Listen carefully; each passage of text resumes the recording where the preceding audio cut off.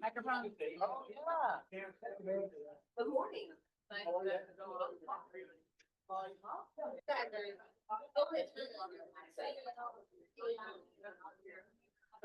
Hey, get seated, guys. Let's get going. Brandy's gonna start screaming soon. Because that's what I do. Just start screaming. It's a teacher voice. Well, yes. I still got it, I'm sure. Excuse me. What's that? I told you. Hey, guys. We're not gonna what? Oh, I that's do. Hey. all right. Sweet. It's only my.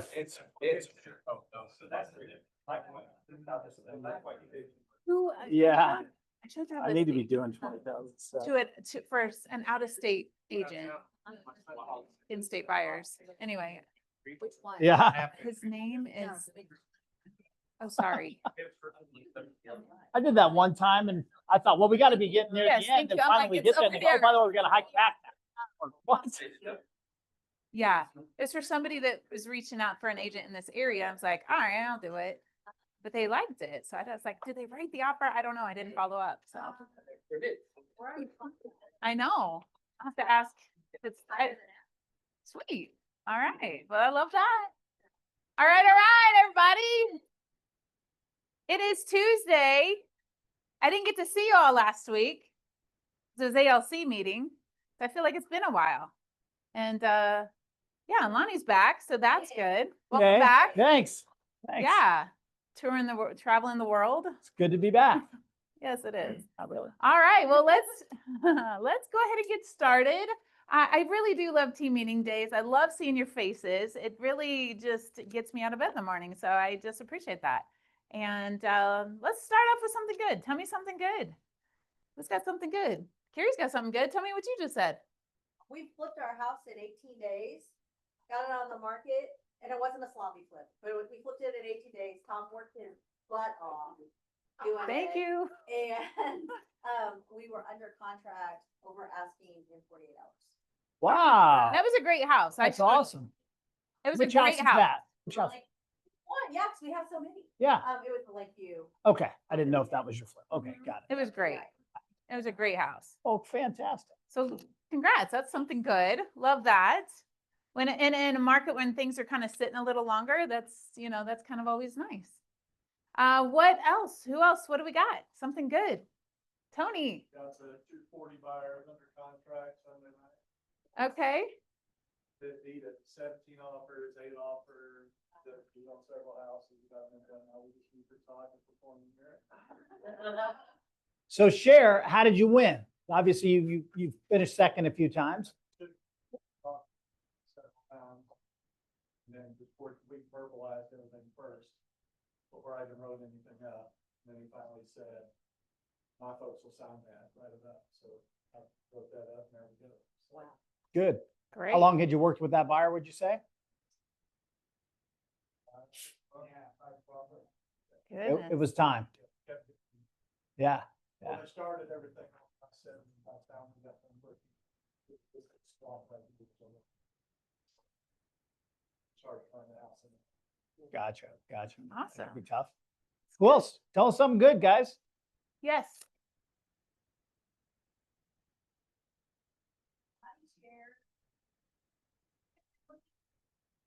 A year. That's exciting. What was the price on that? 6 or 650? Nice. Yeah, that was a good team meeting for you. Yeah. And I've seen her up here a few days in her closing outfits, looking Yeah. looking cute. Yeah, I love that. I love that. Closing days are fun days. You guys have special outfits for closing? Yes. Oh, okay. Yes, we Got it. do. Right? You guys don't? How many girls we got? We kind of dress up on closing day, right? Yeah. Good. Okay. All right. What else? Something good. I love that. Carrie. Open water diving certifications. Fish and the sharks. Where do you want to go? Where do you want to do that?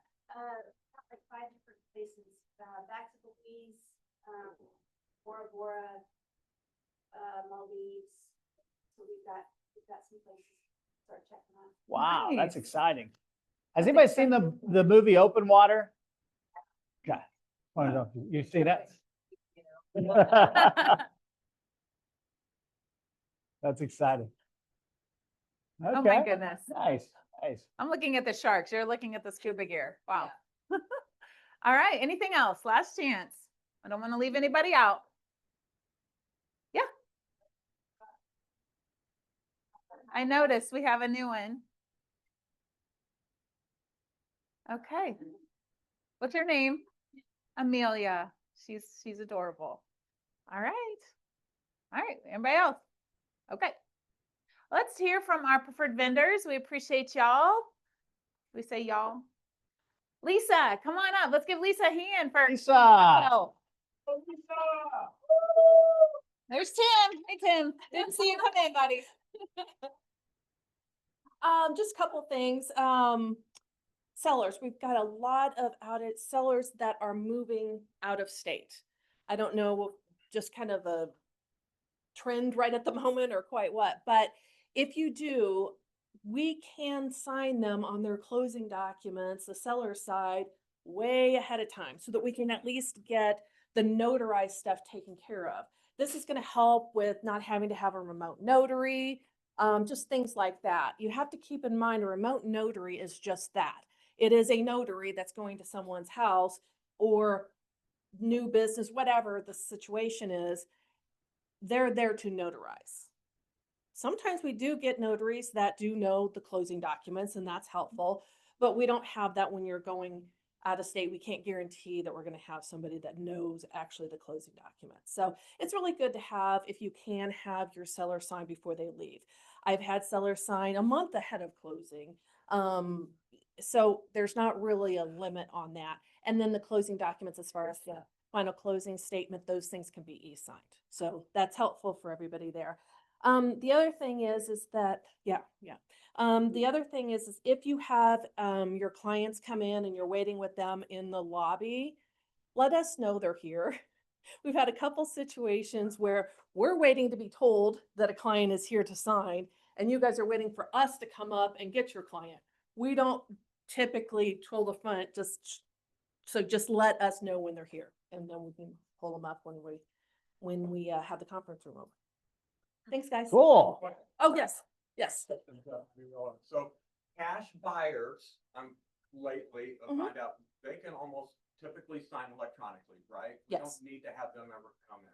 I mean, typically, right? Typically, yes. Okay. Yeah. Good to know. Yeah. Once in a while, if you have an investor or something like that, that is doing a flip, they'll want to come in so that we can do the notice of intended sale at the same time, because that has to be notarized, but it's not a requirement. The only time, other than that is if they just want to come in. I mean, some people just feel more comfortable, but you're right. No. Yeah, cashier, yeah. Yeah, well, and they can drop off that cashier's check at any of our locations. So we've had that too, where we've e-signed a cash buyer and they've dropped it off at one of our other locations. Awesome. Yep. Okay. Thank you. Perfect. Thank you. Thanks, Good job, Lisa. Hey, best practice on one of the things you just talked about. Who utilizes flexible closing dates for their sellers currently? So if the closing is the 15th and that's a Friday, do you guys sometimes use the 14th? 13th? Okay. Be sure you're doing that, guys, because a lot of times what happens is the example I just gave, a Friday closing on the 15th, your seller's like, well, we're really wanting to go to the lake and all that kind of stuff, or they can't get off work until the afternoon, and the seller could end up holding up our closing. You guys get that? Set them up on that Wednesday or Thursday in the afternoon or at 4 o'clock or whatever, and just be done with them. They may have one final document or something they can sign electronically, which is typically the settlement statement, right? And sometimes when they're signing early, the final settlement statement is not available. So but you're there to monitor those things anyway. You guys get that? We never have our seller pegged to the closing date anymore. It's more what's convenient for them, honestly, what's convenient for me too. If they say, hey, I'll close at 9 o'clock in the morning. I'm not doing 9 o'clock in the morning on a Friday. I'm gonna do 9 o'clock in the morning. That's convenient also for me. You guys get that? So think differently when you talk about the seller side of these closings.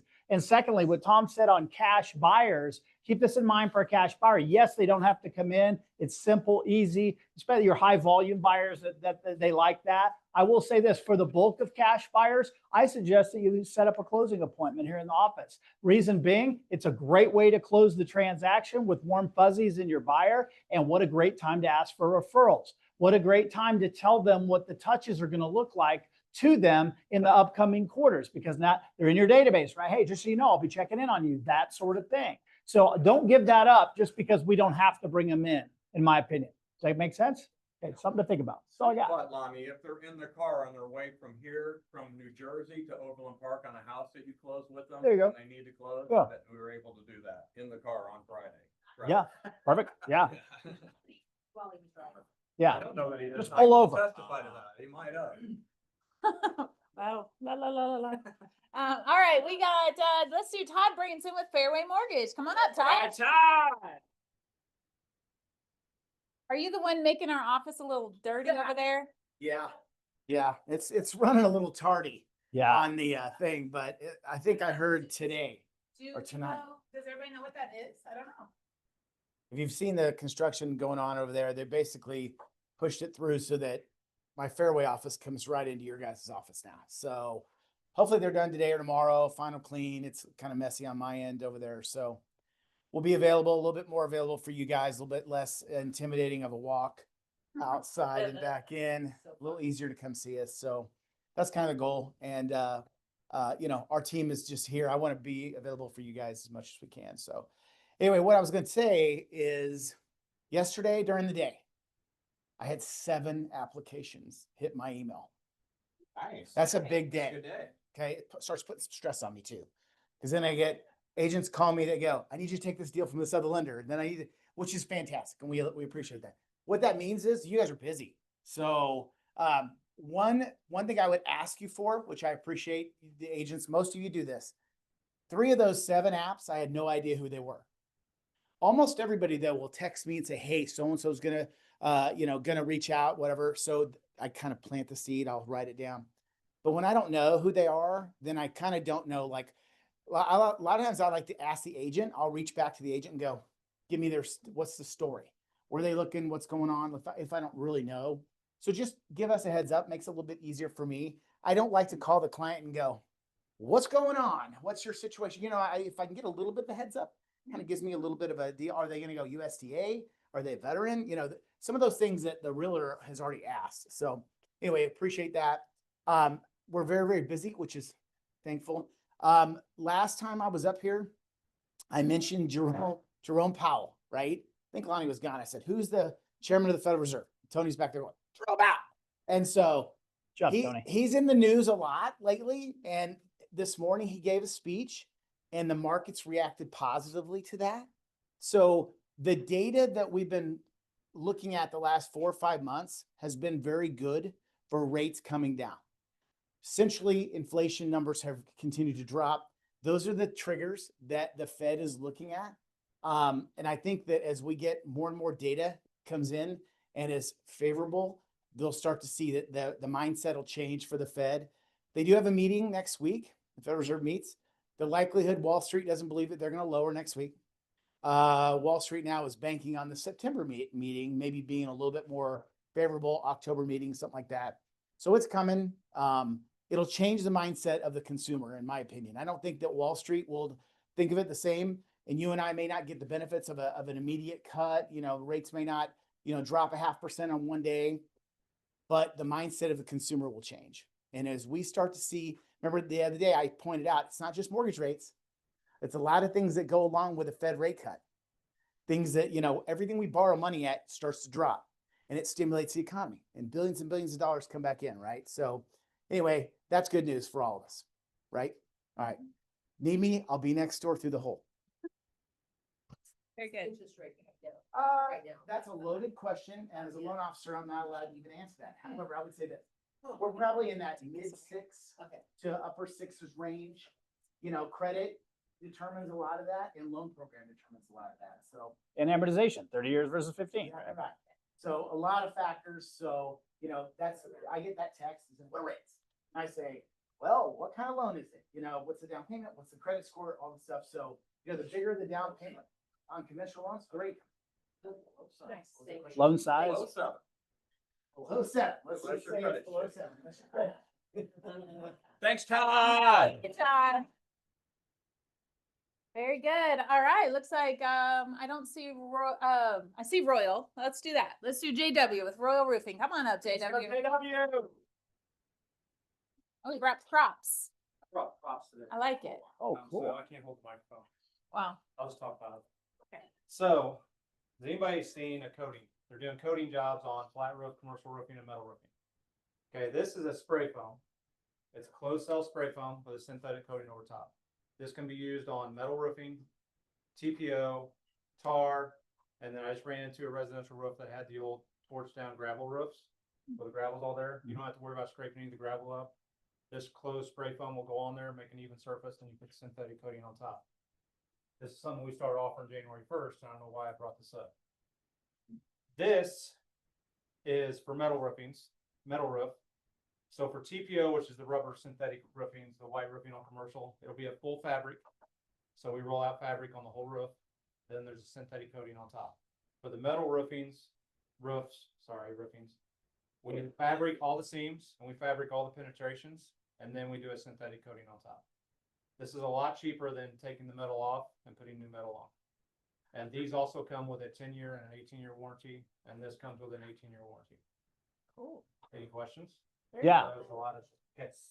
So, Go ahead, Joe. You know how two roof, you know, if you have one roof on top of the other, it's not usually good. yeah, If you do that metal on top of another metal, is it kind of the same thing? you should never put metal on top of metal. Oh, So if we did run into that, we would have to take off at least one layer, or not the whole thing and go back with a brand new metal roof. There is circumstances that. You're putting the fabric On on top top of of metal. existing metal roof, Yes. and then the rubber coating on top of the fabric. So this, you can tell this is real light. Yeah. It seals up the penetrations in the holes. You won't have leaks off this, and the synthetic coating, you're probably adding on a 20,000 or say a 2,000 square foot roof, you might be adding 100, 200 pounds to that roof. That's it. okay. Is That's there the any main- On an situations where existing that metal. doesn't work and wouldn't apply anything in a metal roof? I actually know somebody right now that's a great fit for it. If it's mechanically damaged, being if something fell on the metal roof, there's a big dent, Okay. that we want to replace it because Okay. other than that, you're probably Structural gonna have, integrity. yes, you're probably gonna have some rafters. You're gonna have to sister to re-level that area back out. If it's rusted so bad to where it's not rotted, what's the word I'm looking for when metal rust? Corroded. It just starts corroding away. There's not really a way to seal that hole up. So we probably have to replace just that one panel. As far as the spray foam, this, like I was telling Ryan earlier, if you have a TPO roof that kind of has sways in it, I say it has the Land O'Lakes on the roof. This, what I like about the spray foam is you can level that back out and temper it, whatever they call it, to where it flows back down to where the water runs off the back of the roof like it's supposed to, and you won't have any lakes anymore. Cool. Do you have a question? What's what's the life again of the thing that looks like a rice patty or what? This thing? Yeah, rice cake. Yeah, This will come in either a 10-year or 18-year warranty. got it. It's just the 10 and 8-year depends on how thick they put the synthetic coat. 18-year would be a little bit thicker. 10-year, it's not as thick. Got it. Okay. What does the replacement look like then on that? 10-year? When it, I haven't got there yet. We'll let you know. So I will let you, I'm still learning on all this stuff because we started this January 1st. I get it. Okay. So and it's a big trend in our industry right now. It's a little bit cheaper than replacing, but it's a Uh-oh. lot quicker. Oh no. Whatever happened to that? Oh, no. I just wanted, I've been, selling some barndominium Uh-huh. lately, so I just wanna know, like, what happens to a metal roof and when do you, what makes it need rebuild? Metal roof, this part lasts for a long time. These things, the bolts that go in there that have little grommets that seal up, those things rot. And they start just with the weather we have here in the Midwest, cold, hot. They shrink, they expand, they shrink. That's where leaks start. And usually those are about 8 to 10 years. Now, if you hire a company to go in and replace every single one of these, you're paying just as much to replace the whole roof. So it'd be cheaper to do a coating. And right now we have 10 different tints of color. Now, once you get into the tinting, like this one's blue, it's a little bit extra because they have to buy the tint to put into the white mixture because it's kind of like just like a spray insulation. They have a big tube in a trailer. They go up and it looks like they're spray painting the roof. and it's a synthetic coating they're putting down. So it's a little more expensive to put the tint. So say if they have a black roof and they want the black roof to stay, we would just put a black tint to it. We could coat that whole roof. It's a lot cheaper than going through replacing 300,000 screws and grommets. All right, not metal roof related question. Mhm. The hail impact discount that insurance companies are sometimes giving for the better shingle. Is there a significant difference in that shingle? And if so, could you bring one of each in some days so I can see it? Yes, I'll have to go by the supply house and get the regular shingle, because all we offer is the class 3 impact now. But there is a significant difference. You can't tell by just looking at it.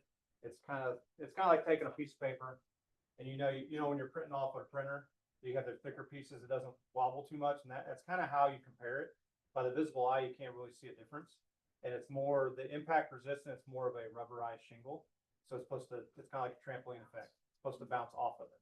Your normal shingle you buy at Home Depot or Lowe's, it hits it and it just dents it and it doesn't bounce off. I get that asked a lot, that's what I thought. Okay. Yep. And there's a lot of companies now that contractors are offering so many class 3 impact resistant. There's some companies now that aren't offering a discount now. Because insurance is all about, they want to make money. So, Glad Matt's not here. well, I used to be in insurance, so I don't talk bad about insurance. So. Awesome. All right. Well, thanks, JW. Yeah, thanks. All right, Raylene, do I hear it's you, girl? Yeah. It's you. For Apex, okay. Call us. Awesome. Okay. All right. Well, I appreciate you being here. Can I add something about our strategy towards vendors? Of course. Okay. Brandy, starting the third quarter, we're going to change our vendor program from a standpoint of presentation to try to give our vendors a little bit more value. As you know, we'll typically have anywhere from 30 to 45 people in this room for team meeting. We do this every Tuesday except for ALC. So let's call it 3, possibly 4 times a month. That to get you the most value, what we're going to do, and you're all going to get nice little emails on this, so get ready, is we're going to ask you to create a video that we can loop into all of our agents all the time. Okay. So we can have it on our website, we can have it on our Facebook page, that sort of thing. So they're seeing something from Royal. Again, we have probably half our agents are dual career. So they're at a JOB right now. They want to be here. They can't be here. You guys get that? Why wouldn't it be good for you guys to be able to present to them in a proper fashion? So it also, what we'll do is we're gonna change kind of how we do presentations from our vendors. So there'll be less of them in a given team meeting, which frees up a little more space for more training. And as we'll get into some things today, there's some things we must start training on, guys. The legal environment we find ourselves in real estate right now is creepy and going to get a lot worse. I had a long meeting with an attorney Sunday over several beers, and he's like, hang on. So it's wild, wild west. We've got to do more training for our people to keep them out of the problem. So yes, we'll still do some vendor presentations at team meetings. They will be less frequent, but we'll compensate with way more exposure and value to our agents. That sound like a win? Yeah. It's also a win for all of us who like to train in this room on Tuesdays and have a little bit more, even if it frees up an extra 10, 15 minutes. That's another topic we can do a deep dive on. Sure. Yep, that's all I got on that. Sorry. Awesome. Okay. We do appreciate you, vendors. Let's do this. Listings, buyers, and open houses. Who's got a listing you want to tell us about? A buyer need? Well, let's do listings. Who's got a listing we need to know about? Yep. Three. Okay, yes. That sounds good. I like that.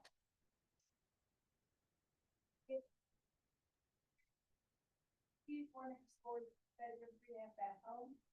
That contingent buyer is not under contract and it's gonna expire on Friday. We do have a showing tomorrow that's not contingent. But anyway, if you have anyone who's interested, non-contingent, 410, great house, flying colors to inspections, it's in really good shape. Bring them our way. Okay. So that's the first one. And then I also have this custom lock home in Kingsville that we just listed a week ago. Showings have been very slow, and 3 so far, no one's interested yet. It's beautiful, custom, they are moving out, we closed on their mind today, they're moving out tomorrow, and so it's gonna be vacant. It is in Forest neighborhood, it's a very nice neighborhood of acreage property. And it's in good condition, so if you guys have somebody who's 725. 725. It is 4 bedrooms, 3 baths, floor level walkout. Okay, and then, the next one I have is a coming soon, so it's Verona Hills. It's probably gonna be about 475. We're gonna list it by second week of August. It's a 1.5 story, has beautiful curb appeal. It's about 2,400 square feet above grade. 3 bedrooms, 3 baths. It has new roof, new windows, new exterior paint. Once again, doesn't want to, so we better rate it. But, I feel like we're priced pretty good. We're still like going back and forth on price. But I think it's gonna be about 475.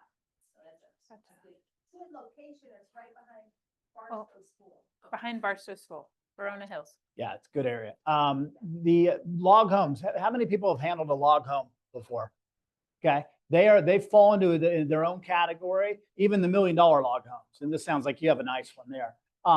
They're all like Earth Contacts. They kind of have a cult following. Some people just have no interest in them, and some people it's their dream home. Okay, so what ends up happening if we have a pool of acreage? This is in the 7s, right? People looking in that area for acreage in 500 to $1 million category.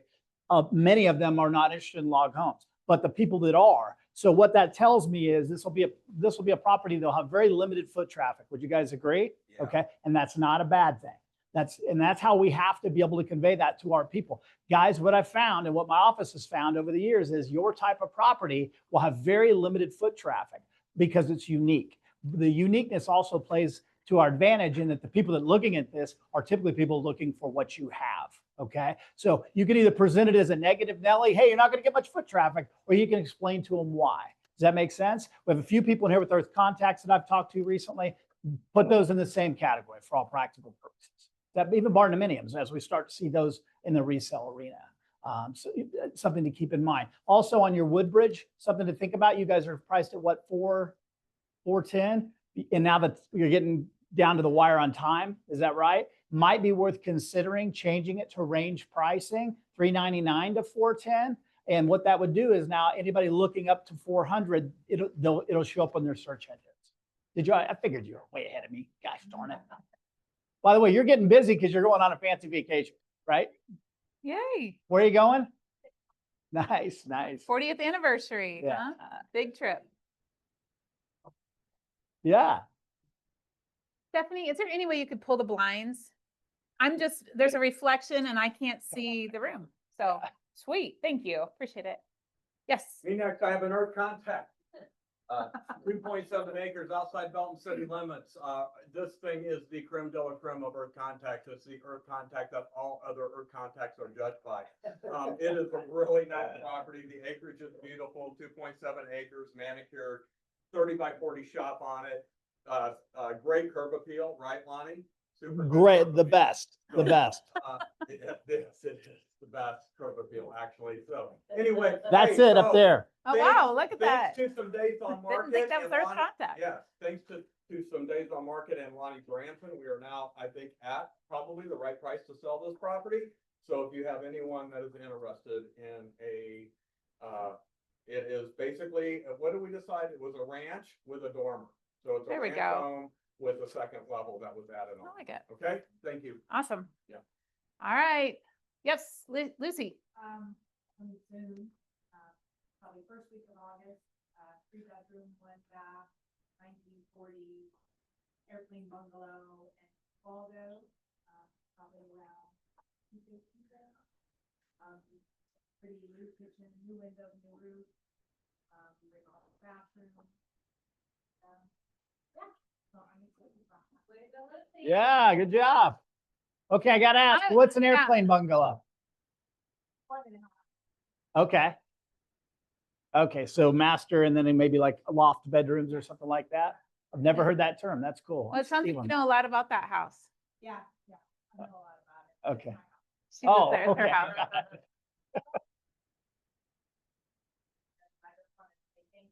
I had my first buyer, that sale went through. I really appreciate Teresa's help on it so much. She helped me win out on multiple offers with a lot of skill and magic and passion. So that was awesome. Brandy helped to see my people through while I was out of country, and so I'm really excited about that. Well, congratulations. And I got that call being on, Board duty. being on. Oh, sweet. Nice. Yes, yes. I've got 960 Sickle Bar in Peculiar still, it hasn't been that long, but it's 5 full bedrooms. Almost entirely updated inside, pool, 3 bedroom, 3 bath, no HOA, and it's 450. It's on, just out Turner 11th, maybe half mile from the high school and stuff. So it's a great home. I'd love to get some more traffic down there. Really feel it's priced right. Is it, that's an atrium, is that right?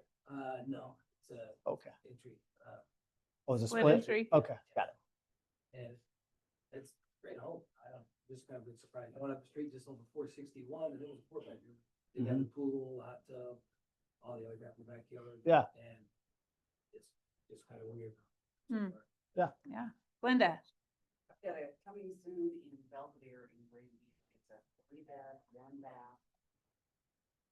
Ranch on a slab, everything except for the concrete slab has been redone. Hmm. The roof, the gutters, the siding, looking at 214.9 for a little on the high side, but it is all Everything's new. off the venting, the plumbing, everything. Perfect. We're waiting on the city inspectors right now. They're talking about height of the deck that we added, that new privacy fence, new everything. Wow. Sweet. Good. 3-1. By the way, when you're working with investors, you get them into some of these small deals and then you wait for them to complete the project and it becomes a listing. Okay. So these are these end up being 2 deals, you guys. We need to think about getting more into that arena. It's good stuff. Joanna, did you have something? Yeah, my house right here at 400 Appaloosa it's on the market right now. We temporarily took it off, which I needed to ask if we need to take my sign down when it's temporarily off the market. But anyway, it's a great house. It'll be back on the market on Sunday. It's 4 bedroom, 2 bedrooms on the main level and 2 upstairs. Totally remodeled on the inside. It's almost a full acre right there on 58. So Yep. Cool. What's the address? it's 400 Appaloosa. Same price or is it price changing? $499. $499. Okay. Okay. Tim. I had extensive conversation with both KCRAR and MRAC and KRAC about the sign situation. And if you're in temporarily off market, you can't leave your sign in the yard. So there's Sweet. that. There we go. And then we've got a listing coming up in Lee Summit. It's at like Pryor and 3rd Street over there, kind of near like Summit Fair and all that area. It's a 4-bed, 3-bath. It's a story and a half, 2-car garage for $399. And it's real. It's clean. It's not super modern. It could use an update here or there, but for the most part, like it's a really clean, solid house that should be live on Friday. Okay. Oh, I've got a price improvement on 4410 Myrtle. We're down to 115. I did finally get the first closet in, so it's now a 3-bed, 1-bath. Ready to go. That one's been fun, huh? Yeah. Sandy. Yeah, so that I got a call from a client doing her estate plan. And she called to tell me she put me in her will or whatever to her house. oh, nice. Wow. That's Very good. yeah. Very sweet. Oh. Yeah. I had one of the, yeah, stay alive. I had one of those last year and it was a client of mine from 18 years ago and his kids have a really good friend that's a Reese Nichols agent. So, but he made that very clear. This is how my affairs will be handled. And they followed his wishes to a T. And then we really hit it off with the people. And I think they're in our database for sure. We'll see if we do. Sweet. Oh, without a Yeah, doubt. absolutely. That's Absolutely. cool. All right. Last one, Chad. Working last year and a half, so the process of a new build, I was supposed to sell their old house, they decided to stay in their old house. Built a greenhouse, 10 acres, low jack, 4-bed, 4.5, 4.5 bath. I can get specifics on it. 10 acres, new barn, concrete, it's upgraded stuff because it is their dream house, so now they're gonna sell it. Should be ready to go, I think we could go see it now if we sign some stuff, but I think it could be moved in probably in 3 weeks. I think we're gonna land it on. Okay, Ooh, nice. very good one. Nice. They're green. Lonnie, did you have anything? Though, but I have a 0.4 buyer for that, A but not the 0.4. 1.4. So it's a whole new arena. Yeah, yeah, that's cool. That's awesome. We're going live in Creekmore, on the golf course. Nice C&M reverse 1.5 for 620 goes live, Saturday. And then we have 2 in the coming soon. I think Christian and I have been talking about these. One's a Harrisonville, cute little raised ranch on a few acres. Sits kind of close to the highway, but it's 320,000, which is kind of hard to find for a small acreage. 3-bedroom, 2-bath, converted garage. So not a huge fan of that, but turnkey, ready to go. And then the other one is a earth contact with an outbuilding on 5.5 acres, and it's 420,000. So both those will go live. We're hoping one of them will go live the less expensive on Friday, and hopefully the other one by mid-month. We're supposed to tell anyone about them. Oh, that's right. Secret. Yeah. Both in Harrisonville, South Harrisonville. Yeah. Yeah. And they're in the coming soon. So you can check out Harrisonville coming soon. And if you guys aren't doing that, by the way, if you don't have a hot sheet still, I don't know what to say, but you need a hot sheet. All you have to do is go on your computer every day, hit that, and you know what's going on in our market. It's going to show the new listings, the price changes, the pendings, the chauffeur backups, the cancels, the expireds, those sorts of things, and the solds, right? There's all kinds of stuff in there. So you should spend 15 or 20 minutes a day doing nothing but looking at your hot sheet if you're going to really be aware of the market. But that coming soon category is in there. So you're also going to see what's coming to the market. If you have a buyer under buyer agency and you're starting to tell them about properties that aren't even on the market yet, do you look like a professional? I think so. Hey, this is 2 weeks out, but I've talked to the agent. They're doing some final touch-ups. By on August 15th, this thing goes live. Let me link it to you real quick. There's not much photography because it's not ready, but I'll see that we get in there first if you have some interest. Boom. That's doing your job at a high level. Okay. Awesome. Good deal. Probably have to send Okay. an email.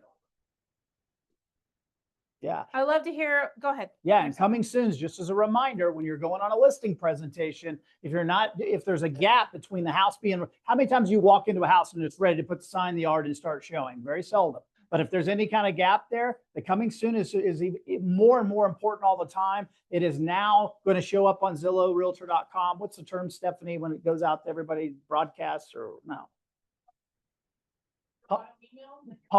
Published or yeah, that one, IDX, that's what I was thinking of. But anyway, so when these people have 30 days to get the house ready, and not only is it in the MLS and the 13,000 agents and their customers might see it, but now the whole world sees it, okay? We want to be in the coming soon every single time. We had an agent in the office, and I'm trying not to look at anybody in case they're here. They lost out on a deal because they didn't go coming soon. And in the interim, while the house was being ready, the people went a different direction altogether. So it cost them a 400,000 plus listing. That they would have had it in coming soon, they would have had it locked in. When you sign a coming soon, you're signing a listing. All you're doing is, and we call it a 2-stage listing. This is the coming soon date, and this is the showing date, which I can flex at any time. So when the people freak out and go, well, what if I'm not ready by August 15th, Bonnie? I don't want to sign this. Cool. I can amend it with just your signatures on an email. So get them obligated to do business with you. Yeah. Absolutely. Absolutely. Yeah. All right. Well, I'm watching the time. I know we've probably got more buyer needs and open houses. Put them in the Facebook group. I do want to keep going because we're barely started here. So let's get going. I don't want to keep you longer than we need you today. Appreciate you being here. Culture Committee with Stephanie, Mickey. Let's give an update on where we're at with whatever we got going on here. We have nothing going on. Thursday is the final day for the flood relief. Alex is thankfully going to drive our U-Haul or whatever type of truck that we fill down to Texas.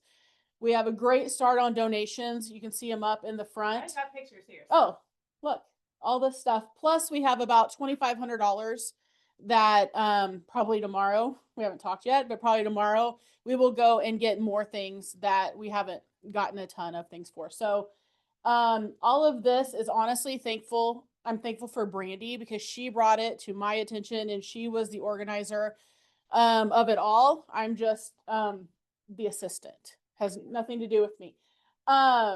But my Venmo is on the little scan It's I'm right here. here. And then here are the lists. Brandy talked with the team leaders down there, and they're still in need of all of these things. So we were worried that maybe, 2 or 3 weeks out, when by the time we would get there, maybe they wouldn't need some of them. But she said that they still need everything. Probably, I think they were talking especially masks because the smell is getting bad with everything. So we'll finish this up Thursday. So if you want to donate any money, great. Send it to my Venmo or drop cash in my office. And then supplies Thursday by end of business. And then we're loading the truck up. Is that it? Yep. Okay. Yep. And I wanted to show you, if you guys haven't been up front, if you're just coming in and out the back, you may not know, stop by, just do a loop and go see. We've got stuff hidden. First of all, this is us on 2 different Saturdays, 2 different groups of people collecting supplies.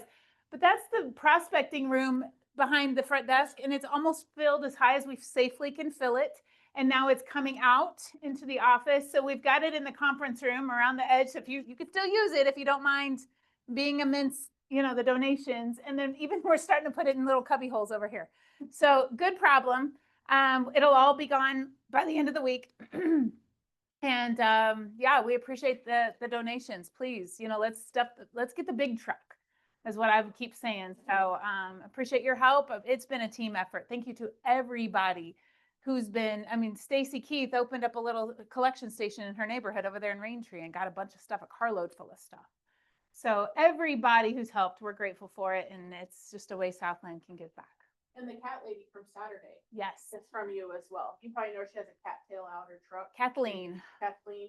Her son-in-law is a dentist. Yes. She came twice on Saturday. So she is. Yeah. Very generous. Yeah. Can I add something? Yeah, absolutely. First of all, this is an amazing initiative. Not that we try to compare ourselves to others, but I haven't seen Reese Nichols' initiative, Platinum's initiative, EXP's initiative.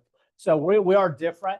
Get this out there in the social world, in your social media, guys. First of all, it will likely bring more donations, which is awesome. But I think we need to leverage when we do these kind of things. The world needs to know about it. We're not a company that needs to brag or any of that other than your production, which I'm going to brag about in a second. But these kind of things, our world, people in our world need to know. So when they're trying to decide among their 2 favorite realtors, and it's Tim and Jenny with Century 21, these are the things that can make a difference to sway business in your way. That's not why we do this. We do this for a different reason, but there's no reason you can't leverage that. This is part of our fabric. It's part of our culture. And honestly, it's what makes us different. Okay. So you can decide if different is cool or not cool, but this is kind of how we roll. So think about that. Absolutely. All right. If you have questions, see me afterward. What else? We got the calendar. We are constantly updating this. So make sure you're checking in with the calendar. Okay. Today, after team meeting, we have the growth committee, which is Sandy and Shelby, teaching on how to tag your database using the D2 system and some other stuff. You got some other stuff going on. So get the most out of your database. You may have a database and it may not be super organized. This is a great class to attend right afterwards. We have Wealth Wednesday coming up this week. Wealth Wednesday, because in the morning, we got Jake Keith. Jake, you want to say something about your class real quick? Even if it's from come up or whatever you want. Yeah. All right, so tomorrow is going to be class 3 of kind of a series that we're doing. We did budgeting and then investment growth. And then this is for like anybody that's within about 15 years of retirement. The plan all looks really good until the market crashes, and now you're drawing money out of a much smaller pot. So it's a big deal getting that money to last through retirement versus like the easy part is just letting it grow. So tomorrow, if you're within about 15 years of retirement, I highly recommend you come. Joe's buddy, from Edward Jones, is coming. He's going to do some stuff for tomorrow. It'll be really good. Sweet. 10 a.m. tomorrow morning, right here. So that's tomorrow morning. Tomorrow afternoon, we've got our Wealth Building Club. We appreciate your flexibility and letting us swap that around. We had to do that to make sure we could bring Greg Topping. He's one of our agents. You probably don't see him much. I don't know if you'd even know who he was. So you'll get to meet him tomorrow. You want to talk about this one, Lonnie? Yeah, just by the way, if you haven't RSVP'd to us, please be sure and let us know. Who in here knows they're going to be here for that tomorrow? Okay. We've been averaging about 25 to 30 people. This is an important topic. if you're not going to buy investment property or any of that kind of stuff, that's cool. But if you're going to sell to investors, they, especially anybody that's going to possibly retain the property, they need to understand what their options are. One of their options in today's world, it used to be just, well, I may keep it as a rental. What's keep it as a rental look like now? Real big and growing segment is the short-term and mid-term rental market. That's your Airbnb, VRBOs that you guys are most familiar with, right? I've been in this a long, long time, and I didn't know much about it till about 9 months ago. So there it is. It is the wild, wild west. But you need to explain to people if they have a $200,000 property and they've been renting it for $1,800 a month, is that the best thing for them? Should they look at the short-term, mid-term type market? Okay, so really, really important. We may, depending on time, we may drill down on a couple other things, including personal financial statements and some things like that. But this is something with the Overland Park Wealth Building Club. This was actually their highest attended meeting they had because of the curiosity of Airbnb and short-term rentals and how those work. It also, if you're one of those people that likes to utilize Airbnbs, it will actually give you a lot of information on that front as well. So that's tomorrow. And Brandy's buying And I'll buy, food and happy hour cocktails. yes, I will do that. You're welcome. Bonnie, I want to mention one thing. There's going to be a 4-week period in 2026 where Airbnb is going to be like having a firecracker stand at 4th of July. And that's when the World Cup's here. You can probably make a year's worth of money in 1 month. Okay, let's do that. It's like a Super Bowl. Yeah. All right, so that's Wealth Wednesday. Class in the morning, go do some stuff, come back and do class in the afternoon. Monday, Tim, I don't know if I got this title right. MLS mailings or, Yeah, it is. It's gonna be, sending out direct mail through command. okay. Yep. Okay, sending out direct mail through command. If you want to know how to do that, come Monday, Tim will tell you all about it. Bring your laptop. Is that helpful? Definitely bring your laptop, and we are gonna be it's geo targeting through MLS. So basically using the IDX feed, which just stands for Internet Data Exchange. It's the MLS sharing information with command and all of the apps, and we're going to be accessing it through command because that's what we have. That's what we have. I like it. Okay, sweet. How many of you have been to the couple of Caesar's classes lately on command websites? I've seen a couple. Have they been good for you? Got some stuff? I have heard some success stories, and I love that. So take advantage of these classes we're bringing right here to our market center. If you are a current capper, you are invited to Capper Connect. You should have already gotten a couple emails from me. Please RSVP. I have got to turn in lunch numbers here soon. This is coming up next Wednesday. If you're not a capper yet, or, you know, let's get that done so we can get you on the list for the next one. So questions, come see me. Darren, did you have anything? I think you said no, but we wanted to give you one more chance. I'm good. Oof. We're all good. Woo! All right, we're good there. And then I'm going to slide out of the way. Well, actually, I have this. So we are doing the agent bingo for July. I know there's some of you still working on this. There's still time to get it done. Remember, all you need is one bingo. And if you get a bingo, you're going to get an HTO gift card for a drink. If you get a blackout bingo, which I've heard a couple of people doing that, I'll buy you dinner. If you do all these things, I'll buy you dinner. Okay. So if you need a new card, see Lacey at the front. She can get you one. All right, Lonnie, we got some awards. Time.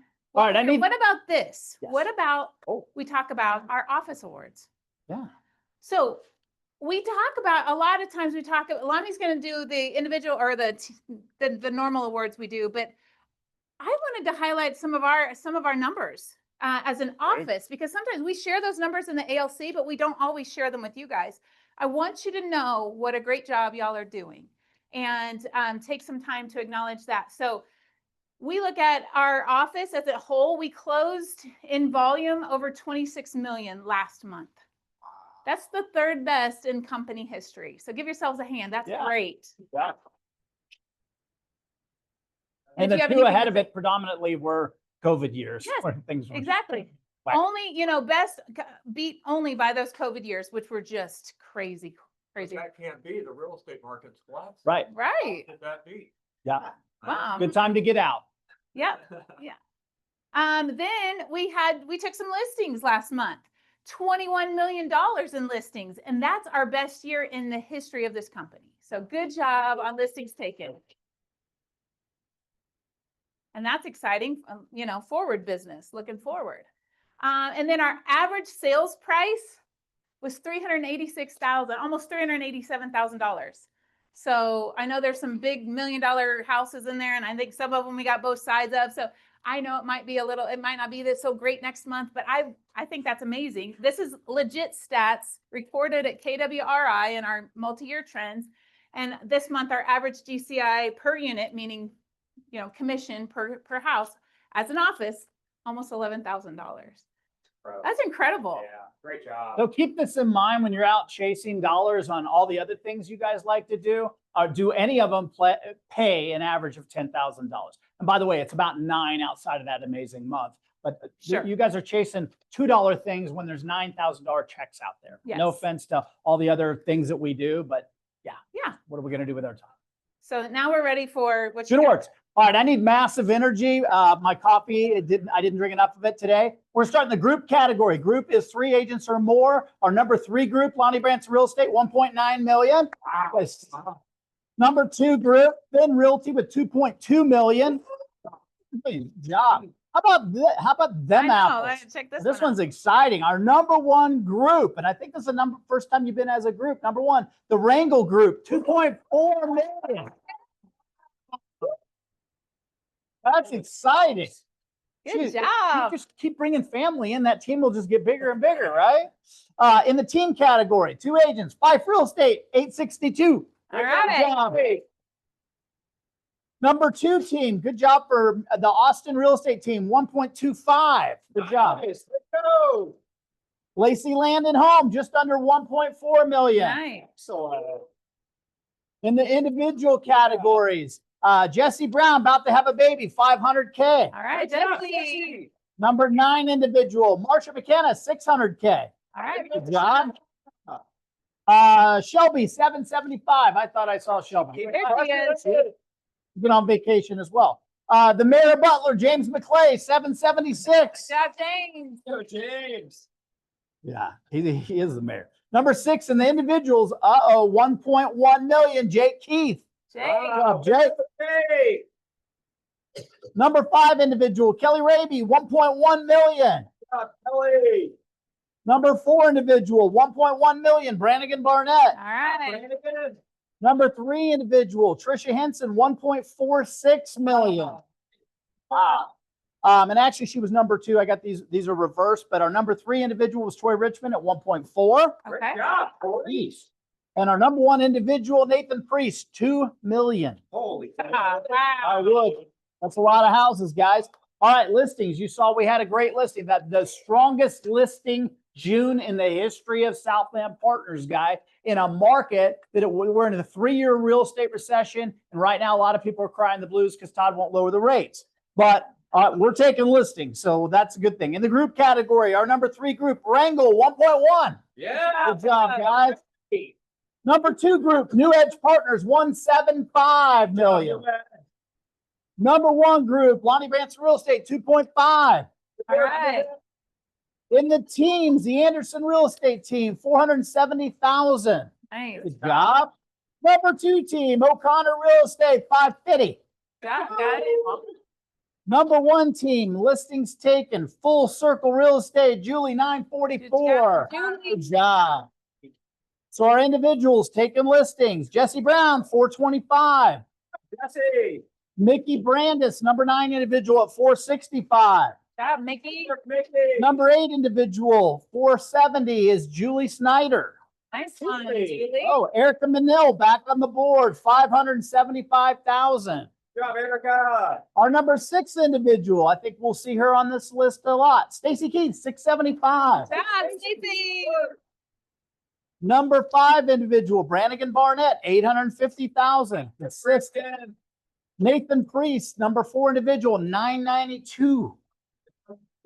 Number 3 individual, Scott Swaggart, 1.025 million.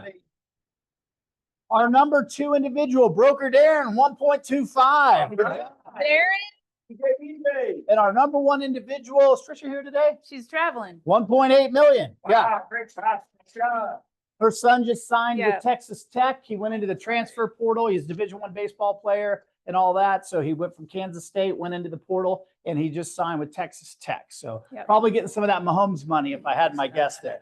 Not a bad thing to do at all. So $1 million a month, Lonnie Branson Real Estate. Job. The Jason and Mary Austin team, $1 million. Brannigan, $1 million every month. Ben Realty, of course. Trisha Henson hasn't been with us that long, but she's hitting $1 million almost every month. Jake Keith, good job, $1 million a month. Jake and Caitlin, are they on vacation or something? Or they're in Jamaica. Okay. They got money. They got $1 million a month to spend a little jack. Nathan Priest, $1 million. Kelly Raby, $1 million. Harry and Joanna, another $1 million. And Tori Richmond, $1 million a month. Nice. All really good. The first listing is always kind of cool when somebody takes their first listing. Brian Hurt had his Okay. first listing. How about Right. that? So again, to reiterate, home runs, we watch this because this is consistency instead of a business that does this. This means you did a closing, a listing, and one under contract. In other words, a pending. Brannigan Barnett, home run. Brannigan. Devon West team, a home run. Devon. Jesse Brown, pregnant and a home run. Jesse. Julie Phillips, home run. Hey, Julie. Lonnie Branson, a home run. Come on, baby. Nathan Priest, a home run. Go, Silas Gray apparently did a home run on his own, which is awesome. And Trisha Henson, consistency with another home run. So Nice. that's, guys, that's really, really good results. Again, we're not going to spend a ton of time bragging, but Caesar did update our recent sheet. These, again, are the brokerages in Cass County that have a office in our county. Okay, anybody can do business in our county. We know that, right? But who has invested in the county? When you're going on a meeting in Cass County, you have the upper hand. You should have this in your packet no matter what. If you don't, you're absolutely missing the point. But right now, we're at 356 sales year to date. Our next closest competitor is Reese Nichols and Pleasant Hill with 68. Okay, I'm not losing a deal to 68. I'll tell you that right now. You guys get that? If it's on the fence, those are the things that'll push you the other way. If you take the next 8 brokerages combined, you've outproduced, you've doubled them essentially. So we're doing really, really well as an office in a market that is just every month Todd doesn't lower the rates and we make fun of him. It's a spring that's getting pulled back further and further. And that just means there's more and more people that have decided to sit on the sidelines and wait for rates to come down, whether that's buyers or whether that's your sellers sitting in a 2.5% mortgage. I have people sitting in 2.5%, 3.5% money, and I know they're ready to make a move. They want acreage, they want a smaller house, bigger house, whatever, closer to work, but that mortgage is keeping them tied and in place. You guys get that? If somebody's going from a $400,000 house to $800,000 and they're going from a 3% mortgage to 3% mortgage, it's expensive, but doable. But if they're going from 3% to 6.5%, that's a double dip, and that's what's keeping them in place. You guys get that? That's the mortgage handcuff that you hear about on the internet that they talk about all the time. That will eventually change. Sometimes it changes even without rates. Sometimes it changes just because people are like, well, this is the new normal. I'm not going to sit there and wait. I've got to have my acreage now. Or I've got to be closer to work, or I've got to get away from the crazy neighbors or anything like that. So think about that. Okay, so a few things I want to talk about real quick. Some are housekeeping, some not so much. The investment club we talked about tomorrow. Look forward to visiting with you guys there. A lot to learn. It was brought up today. Is Russell in here? Where's Russell? No, She's not here. Okay. I don't, do you guys, she had put on our Facebook page about land.com because one of her sellers who has an acreage, I think, was like, hey, how come I'm not on land.com? I didn't even know anything about land.com. I kind of have heard of it. Does anybody know anything about land.com? Yeah, tell us about land.com. Okay.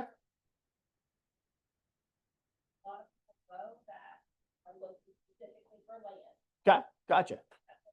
Right. Okay. Now, I'm assuming that when we populate our listings into the MLS and KW puts it out there for the world, is land.com not one that it filters to?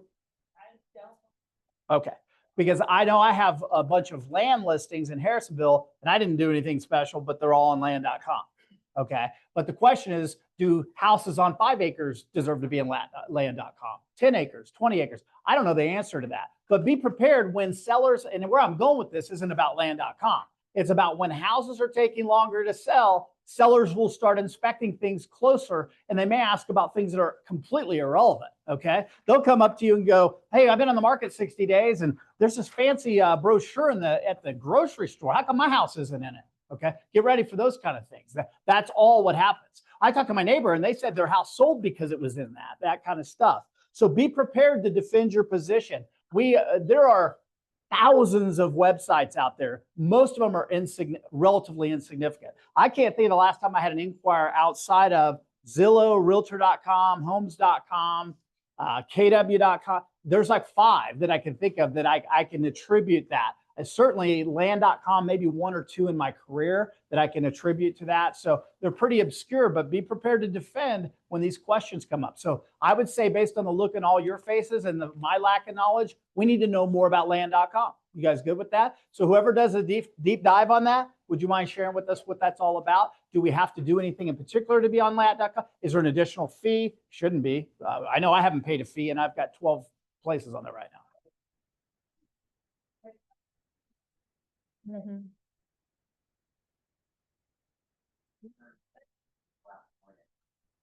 Right. Right. Yeah. It just, when we put it out there, it goes to the bigs and all the insignificant ones besides that. And I would assume Land.com is one of those, so we don't have to take action. But I think we need to research that collectively as a team. Again, best practices. We're always trying to get better, guys. But those are the kind of questions sellers come up with that we haven't had to deal with that kind of stuff in years, right? Again, the consumers are on Zillow, they're on Realtor.com, possibly a Redfin, that kind of stuff. Jake. So according to ChatGPT, it's not pull, Land.com does not pull from the MLS, but it does from partnerships like Zillow or ListHub or things like that. Okay. So it doesn't automatically pull from the MLS. Okay, that's interesting. Well, because everything we have goes to Zillow, I wonder why they wouldn't have pulled something from Zillow. What am I missing there? Yeah. All right, ChatGPT. We need more answers. Maybe if it has a house on it, it's not going to pull it because it's residential at that point rather than just. Well, when I went to Land.com, because I have no life at 5:30 this morning or 6 o'clock, I did notice there were acreages in there, like houses on 5 and houses on 10 and things like that. And I think what Rustland has is like a house on. I would be willing to bet 99.9% of the people that are looking for anything like what Rustland has and other acreages, they're seeing it. Okay, they're seeing it. Again, it's just a seller wondering these questions. We need to be prepared to have answers for them. Okay, and if we don't have an answer for them, the initial answer should be, hey, here's the big 3. Here's where almost all of our inquiries come from: the MLS, Realtor.com, Zillow, and maybe make up 2 or 3 more, and everything else is all but insignificant. All right, let's talk about bad stuff. Darren, you'll love this one. I mentioned earlier, the environment's changing, so I need 5 minutes of your attention here and see if I can save you a ton of money. Matt's not here today, but he let me know my general liability personally, which I carry policies that just overlap all the things we touch: rental property, real estate business, and God knows what else we're into. So, but he said, hey, just so you know, that's probably going to go up by about 100 to 110%. And I was like, whoa, I haven't had any claims. And he goes, no, you haven't. But because litigation is flying right now in all aspects of law. So I was fortunate enough to go. Did I talk to you guys about my vacation in the yacht and all that kind of stuff? Okay. It was cool. It's for another day. We don't have time. But anyway, I get back from the vacation of a lifetime, and on my desk is sitting a lawsuit filed against me for $30,000. I was like, ooh, expensive vacation. So anyway, not a big deal. The reason I'm telling you about this, and this happens in my world, I have no issues with it, but why was this filed? This wasn't a tenant of ours that is suing us because they got hurt or this normal stuff that happens in our world. This was a situation where Amber put 2 photos on a blog in 2020. Okay, that she got off Realtor.com or wherever the hell she got them. Okay, assuming Realtor.com had the rights to those, yada yada. Didn't think much about it. Here's a picture. Neither one of them are great. Picture of a kitchen and a bathroom or whatever the heck it was. And 2 years later, we get a letter from some flaky law firm in Florida going, hey, you have infringed on the licensing agreement for these 2 photos. Take them down immediately. You could suffer legal damage, all that kind of stuff. So call my attorney. He goes, hey, I could defend against that because these photos, you could buy the licensing for $100 a piece. Okay. So don't worry about it. Throw the letter in the trash. That law firm is a joke. And so anyway, 2 years later, I come back from my fancy vacation and here's a lawsuit filed in the courts in Kansas City, and they're asking for $30,000. Okay. The $30,000 doesn't scare me because that's how all lawsuits work, right? It's just stupid. For what is essentially was $200 worth of licensing. But here's the thing, we're in a situation right now where this could have happened. Has this happened to anybody in this room? Yeah, I know 2 other agents right now that this has happened to with other brokerages. But when this happens, you've got to figure out, you've got to defend yourself in some fashion, right? If you just don't show up, you could end up a default judgment against you for X amount of dollars. You've got to step up. What'd you have, Ryan? Take those down too. If you take the photos down. Sure. Yeah, immediately. Did you incriminate yourself by taking photos down? Good question. I just followed the. What they asked you to do automatically. Because you're trying to be helpful. Yeah. Let's take them down. And then, Yeah. is that when they got you? Or like, I'm trying to figure out what is that? You know, I don't know. We just followed the advice of the attorney, and that just seemed, and honestly, we could give a hoot about the pictures anyway. They were so obscure. You're like, okay. And in theory, with licensing and stuff, you have to create damage to the person that owns the photograph. In other words, I have to be using it for some kind of business that I'm gaining that would keep them from gaining business. Okay. Now there are situations where that's probably happened. You know, a bath remodeling company uses photography and they gain from that. Whereas these people could have sold the licensing to that company, Jericho or whoever that might be. There's legitimate situations where this happens. But I see what you guys are posting out there all the time, all kinds of stuff. Do you know where it's coming from? Okay. Do you know where all these videos come from? Do you know where all these pictures come from? This is an entire new segment of the legal world. Okay. Again, a couple beers with an attorney friend of mine Sunday, and he goes, what's happening is this. Let's say Todd's a photographer in New York and he's got a business.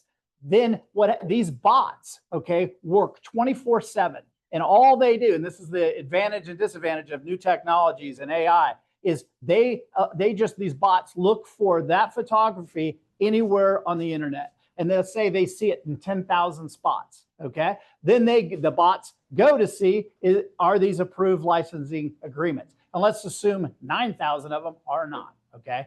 You're going to, yeah. Oh, okay.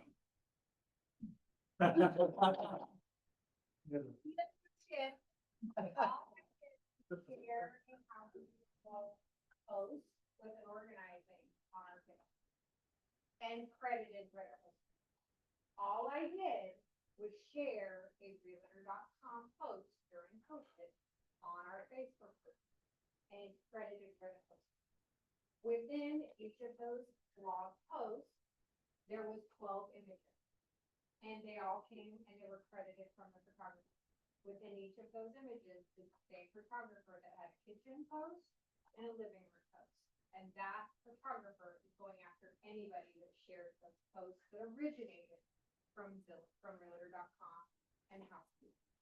So I went through and I actually killed our blog altogether on our website. I was like, this is crazy. And I removed them all off of our thing because I didn't understand how I did not actually, copy save someone's image and credit it as my own. I shared it really well. So he doesn't totally understand what I did, but I just. I understand the 30,000 part.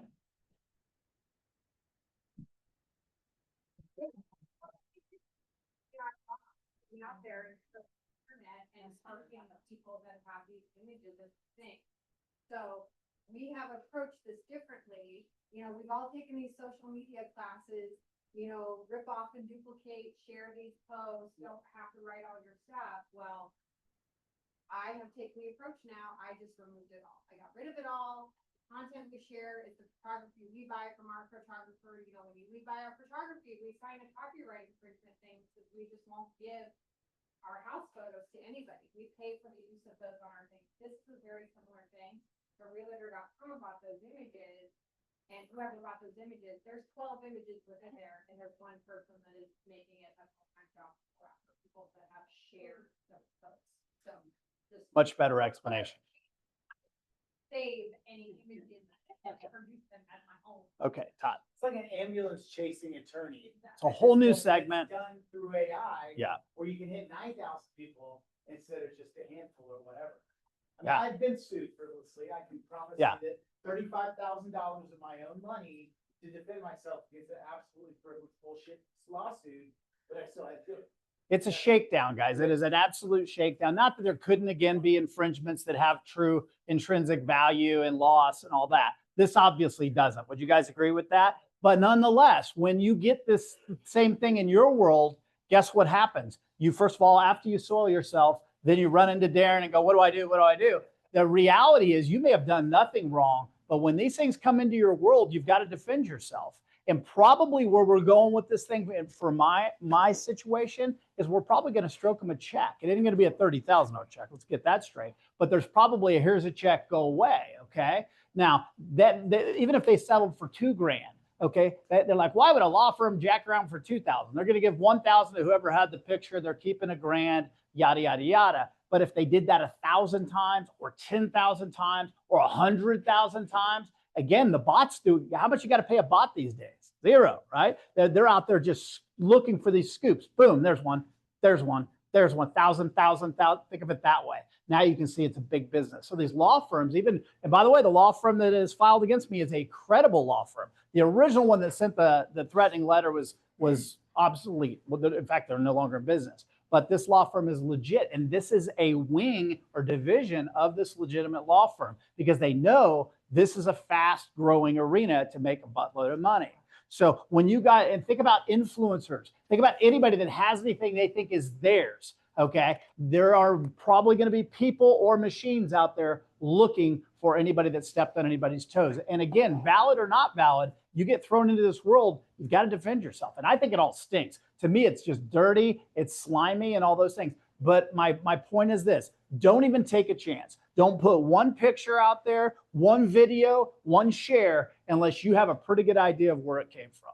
Okay. So be scared. Don't be scared. That's up to you. I don't like to live in fear. But when this happened to me, I'm like, I got to bring this out to everybody else. Because if all of a sudden, and again, I'm the third person, and I'm sure there's more. I haven't networked too much on this, but I'm the third person I know of dealing with this. So my guess is this is just getting started. Okay. So we're going to have to err on the side of caution. And what Amber described in more the actual logistics of how it went down that I don't understand, the reality is that could happen to almost anybody in this room. Would you guys agree? Okay. And it probably could have happened to all of us in this room. So I don't want to say you could have a threatening letter coming. Now, what's your exposure as a realtor? Here's what you got to think about. That when we're conducting legitimate real estate business, we conduct it with errors and omissions insurance. Thank goodness, right? Because if I truly was going to lose $30,000, I wouldn't lose $30,000. We would have the E&O company picking that up, but I would be paying the deductible on that. Our deductible is $5,000, guys, $5,000. So let's stay out of the fray. You guys get it? It's not worth it. So your big potential loss is mitigated down considerably by our E&O. But I have fears that when we get the quotes for E&O in the fourth quarter, if this is starting to be a trend, then we're probably going to see our E&O for these real estate firms start going like this. Okay. And if that's the case, we're all going to be affected. Questions? Anybody have anything like, has anybody had any of those threatening letters? Okay. Yeah. I threw mine in the trash. That's what my lawyer said to do. So that's what I did. Does that bother anybody? Does that scare anybody? No? Cool. All right. As long as we're using pictures that we got from our photographer that took, I mean, we're kind of good, right? Should be. As long as your photographer is giving you permission to do so. Okay. Well, my fear is this, a photographer that's your buddy, okay, that I've been using for years, and he's been in the business for 22 years. He's wrapping up his business. What if he hired a law firm to just check and see if any of his pictures were used without his permission? And then the shakedowns occur throughout that. Those are the kind of things that I'm now worried about. Yeah. I know other businesses this has happened to, but it's my understanding that, like, let's say you create a flyer or a post or something and you create it in Canva. So I don't know if anybody knows this is different. If you use one of their pictures, it's licensed through them. And if you are licensed with Canva, you should be protected. So it's just like if you went to a clip art or something like that online, and it'll tell you across the top what kinds of images you're looking for. Usually if it's an image that isn't a free image, you may have to pay $10 or something for a picture. But if you're doing it within that app, that Canva creation, then it's my understanding that you're safe because you've licensed Canva and Canva has purchased that picture. Just double check, cover your, you know what, every single time. Okay. The other piece of this, that was a really unique situation. Here's what's happening also. Every piece of business you guys are touching now is more and more so under the microscope. Okay. We've got to be better. We've got to make less mistakes. we've got to cover our tracks. The verbiage that you guys have in your listings, it says buyer's agent to verify all information. Do not have any listing in the MLS that doesn't have that there. I'm not sure that covers your you know what, but it helps. Okay. So right now, if you don't have some kind of verbiage in your listing, I highly recommend you stop and go add that verbiage. If you need to know what that verbiage is, check with leadership and we'll be happy to help you with that. If you've seen that, if you're showing a house, right, you see it says all information is deemed reliable, but to be verified by buyers and buyer's agent, including square footage, age, you just, right? You guys seen that? You know what I'm talking about? By the way, if you represent a buyer, guess what that just did?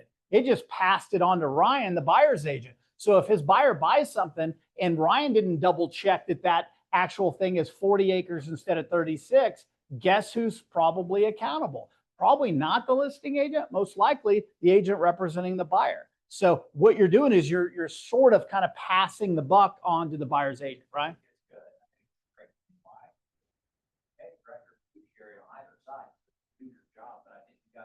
Reduce your risk as a listing agent. Put that onus on the buyer's agent, represent the client fully, and investigate the property, and then just show up and say you want to buy it or not. You know, they need to do their job too. So I think it's a great thing. Yeah. And I agree. Put that on every. Yeah. We don't think that totally takes the listing agent off the hook, but it certainly helps shift that a little bit. Only time will tell. But what I understood as of Sunday is wherever we're at in the legal world from an industry, if this is a certain percentage of transactions are under the microscope, expect that to go here and here. Okay. Part of that's the AI piece. Part of it is just where things are in the world. Okay. So I'm not trying to get anybody in a fear mode. Knock on wood, as an organization, if we close at 700 or 800 deals a year, we're in 3 or 4 dust ups every year. Okay, significant dust ups, not small ones. And we've written a few checks to stay out of those things. But so that's part of doing business, guys. It is inevitable. We've been sued by tenants where we did nothing wrong. They just got the ambulance chaser guy and we had to make it go away. That's part of doing business. You just know that's what you sign up for. Okay, but cross your T's. Darren, anything to add on this?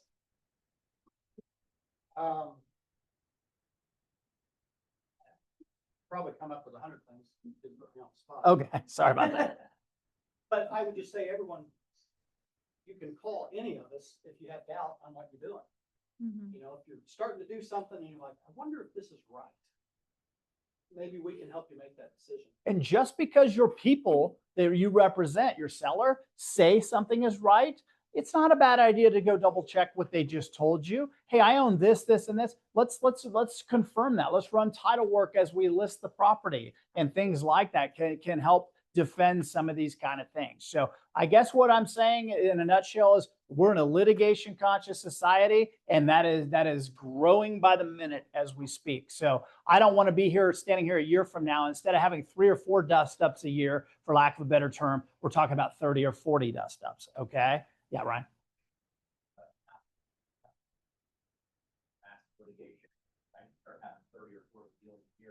Wouldn't that suck if we had to have like a full-time legal counsel?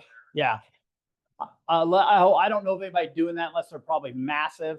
But at the end of the day, I guess it could end up being where we end up going with this. But I want to keep you guys out of this anytime I can. Usually the cases I see, first of all, if you do something dishonest and illegal, your E&O won't protect you, just FYI. So if you're signing documents on somebody's behalf, if you're just lying, you'll end up being on your own. We'll file it on the E&O. They're going to come right back and say, oh, I'm sorry, you violated this clause of your insurance. Good luck with that, right?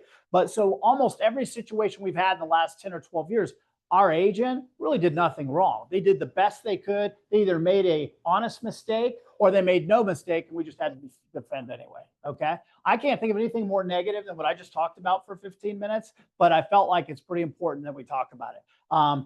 Mastermind calls on Thursday. We're going to hit a few more little nuggets that are along this. Our 30 masterminds, the magic number has become 18 to 20, and I don't know why. So why? Tell me real quick. Huh? Summer? Yeah. You guys are still selling houses, right?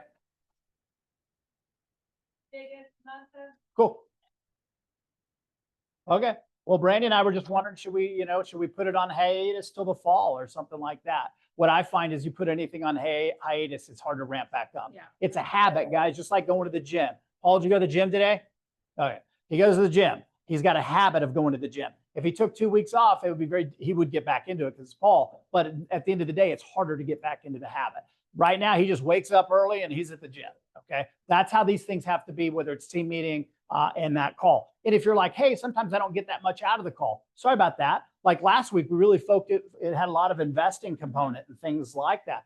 We never know what bunny trail that call is going to go down. Okay. But these kind of nuggets are really, really important. And I want you guys, Joanna's still the best at it. She'll come on that call with something that she wants to discuss with the group. And it may have been a problem, whether you solved it or not, or you want help with it, which is awesome. So bring that kind of stuff to that call. Then I think we're more apt to get value. That's all I got. Sorry for the negative, Nelly. Have a great week. Did I cut you off? Nope. Okay. Not at all. Very nice. We're good. Okay. That was a lot of fun to talk about. I enjoyed that. Yeah. Got a little open wound. Dude. And it costs almost nothing. It's paper. It's just a big paperwork job. Yeah. Why wouldn't you do it? Yeah.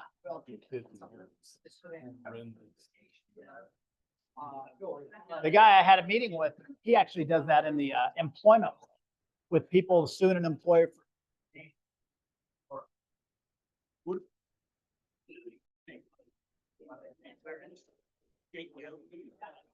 Cases where people go out and not, doesn't really happen. It's just illegally making money and maybe